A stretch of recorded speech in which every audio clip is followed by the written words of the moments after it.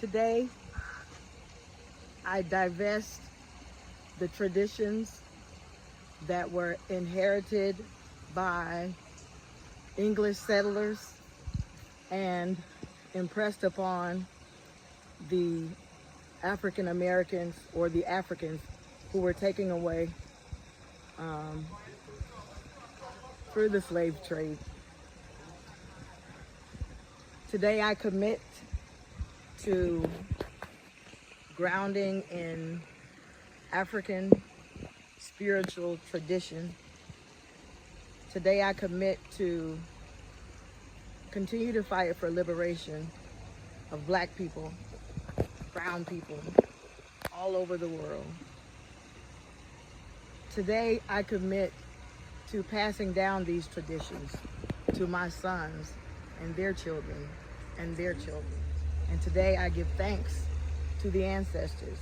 Today I honor my grandmother Rose, who bravely attempted to escape from slavery 3 times.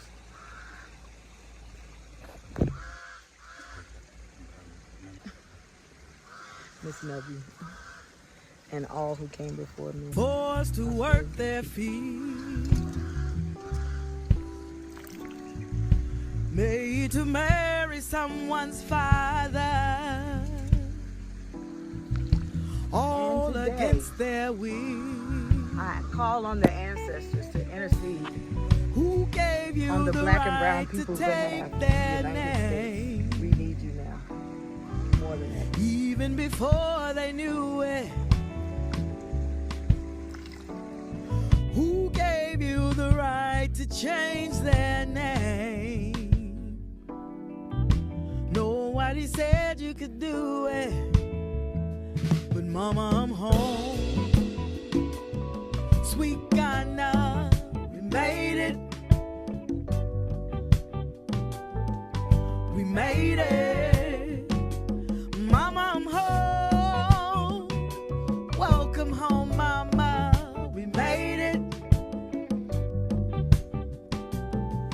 We made it. Didn't you know they would die in those dungeons? In spite of what their captors say.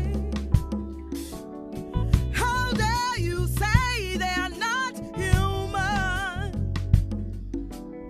How dare you put a price on a Black baby's head? Who told you that we feel no pain? Who gave you the right to steal their joy?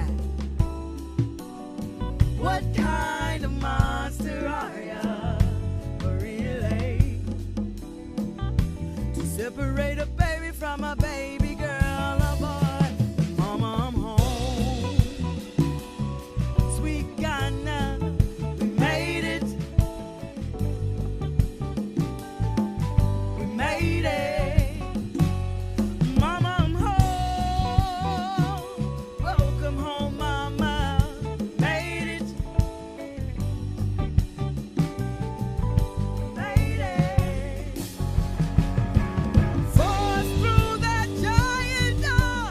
Bound the ropes and chains. So my first trip to Ghana was for my birthday, 2017. It was my 40th birthday, and I wanted to do a naming ceremony and go to Cape Coast to see some of the ground and some of the land where my ancestors once touched or walked. Unfortunately, I didn't know anyone within the tradition. I didn't know anyone on the continent when I first came to Ghana, but I was able to pass through the door of return on behalf of my ancestors. However, I still felt like my job was not complete in reconnecting with my history and with my ancestors. During that trip, I made some good friends in Ghana, connected with them, some people that I actually employed because I wanted to make it a point that I poured into African countries. I had an African clothing line, and I didn't want to buy fabric in the U.S. because I knew that fabric was Chinese fabric. And I knew that supporting that was also disenfranchising the culture here in Ghana. And I knew how important it was to keep the textile industry going. So I made 3 more trips back to Ghana, purchasing fabric from Ghanaian fabric producers, and hiring a seamstress who sews for me. Her name is Amelia. She's great. And hiring a driver, because I wanted to make sure that the money that I made in the U.S., that I showed up in this community, and I gave it back.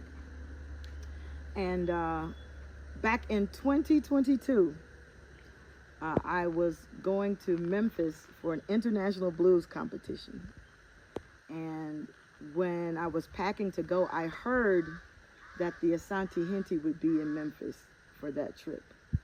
And so when I heard that, I packed my kente gown, my woven kente gown, because I knew it was tradition to wear your good kente for such events. So I stood along Beale Street as the procession came along, and your Heman was also part of the procession, and I was waving at the people. And during that procession, one of the women in the procession saw me in my kente, and she said, "Get in." And from that moment, I was so proud. I think that was like the proudest moment of my life, because it felt like I was being received back with my people prior to officially being received back with my people. But that really connected me to the Asante culture, and I wanted to learn more. I wanted to know more. I wanted to come to Kumasi because I'd been to Accra several times. And so this trip for my birthday, 47, I was able to come, being hosted by your beautiful chief, to come back, and was offered up this beautiful ceremony. And what this means for me, again, is giving my, not just me, family and tradition, but also my sons, their sons, my mother, who is still living, and my family and friends who are also Black. And I want to be able to carry everything that I experienced here, from the naming ceremony. My name is now Akosia Afriye. Hey. I did change my legal name to Akosia back in June. So I was born Valeria Marie Williams, and now my name is Akosia Valeria Marie Arnold, and I need to add Afriye to that. I came to this beautiful museum, arts center. It's being built by the Heman. Am I pronouncing that correctly? And it's way more expansive than I could ever imagine. I got to see sites. For example, the largest tree in this region, where the largest tree that is spiritual in this region that our ancestors would go to. And I learned that when they had a request, they would make their request known, take it to the tree, and in 40 days that would come to pass. I learned so much. The 13 white men who were bringing or transporting enslaved people through this region were accosted by Ashanti warriors, and they killed them, and they're buried here, which is a sight that I have never seen, and I encourage all of my people to come back here to have this experience. There was just so much that I took in. After my naming, my family members, where y'all at? Where my family go? Come on up, cousin. Immediately embraced me And it just feels good to know that I'm now a part of a village, and now I have a root in culture, and I do commit to coming back and pouring into this community and bringing my family back as well. I also discovered, or was shown, a burial ground that has been designated for descendants of the slave trade or anyone in the African diaspora to come back and to be buried here within this village. You can come back to have your ashes spread or to be buried here. And there are two people that have already been done there. And I would like to make this request official for my family to have someone to come back and to spread my ashes here. The naming ceremony was one that was very intentional. I had a cleansing. There were libations poured. There was a prayer prior to entering into the ceremony. So I also got to have a traditional meal during the naming ceremony, which is also normally served during your birthday. I got to have the egg and the yam. I had that. I'm losing my thoughts. Oh, that's what I was going to say. It's also my birthday, so I got kind of a 2-for-1 on that deal. So yeah, I got to experience that. So I heard that that's the cake. I'm still expecting some cake. So as a part of the ceremony, the chief went into the river, poured libations, and said a prayer to the ancestors, and then I was allowed to do the same. And my prayer and commitment was to, again, come back to the village, continue to invest in the village. And then I called on the ancestors to intercede on behalf of all of the Black people in the world, especially in the United States right now, because it is so necessary. I officially divested any European spirituality that was inherited or impressed upon African American people during the African slave trade, and I am now beginning to learn about African spirituality and ancestral spirituality.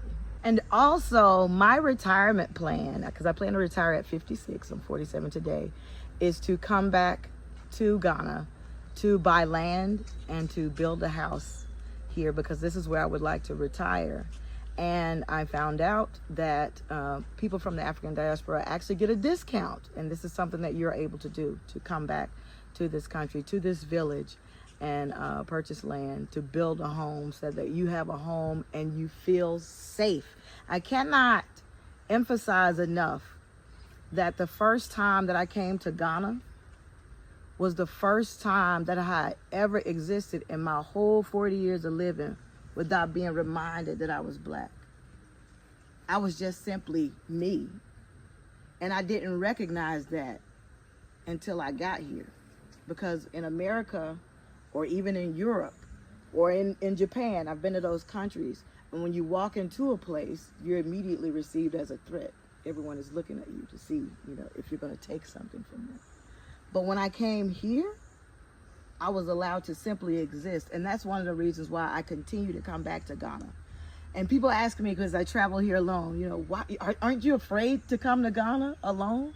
And I said, I'm safer in Ghana by myself than I am in anywhere in the United States. Ghana is very safe. The people are hardworking people. They might try to sell you something, but they're not going to take from you.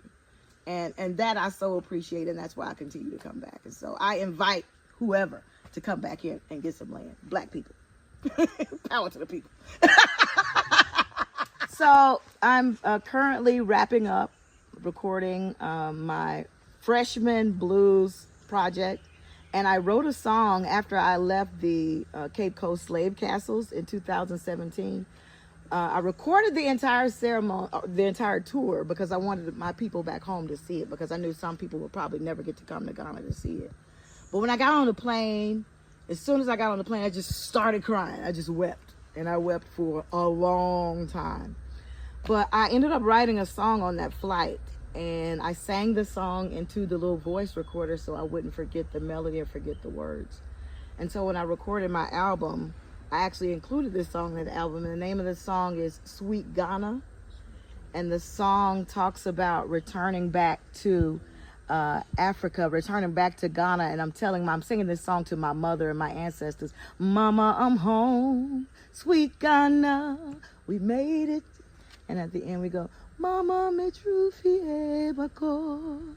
Yeah, it's beautiful. And it speaks to the descendants as well as the oppressors. You know, didn't you know they would die in those dungeons in spite of what their captors said? How dare you say they're not human? How dare you put a price on a black baby's head? Yeah, so it's a very emotionally moving song. My producer cried in the studio when I recorded it, but yeah. So check that out. The name of the album is Salvation in the Layaway.